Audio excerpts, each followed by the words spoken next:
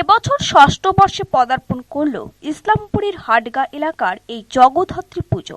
ইসলামপুরের হাটগা এলাকার লাইট ব্যবসায়ীরা চন্দননগরের সাথে যোগাযোগের সুবাদে তারা এখানে তাদের লাইটের মধ্যে দিয়ে জগদ্ধাত্রী পুজোকেই বেছে নিয়েছেন। পুজোর 5টা দিন লাইট ব্যবসায়ীদের পাশাপাশি হাটগা এলাকার বাসিন্দারা জগদ্ধাত্রী পুজোয় মেতে ওঠেন।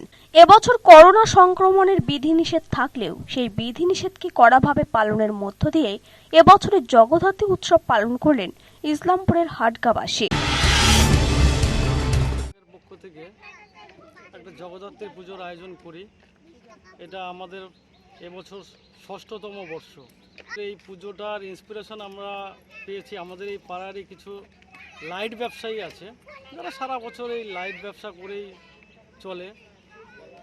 মূলত তাদের উদ্যোগেই আমরা প্রথম এই পুজোটা শুরু করি, একটা পুজো উদযাপন করতে পারি। তো সেই থেকেই শুরু আমাদের এই জগদ্ধাত্রী পুজো।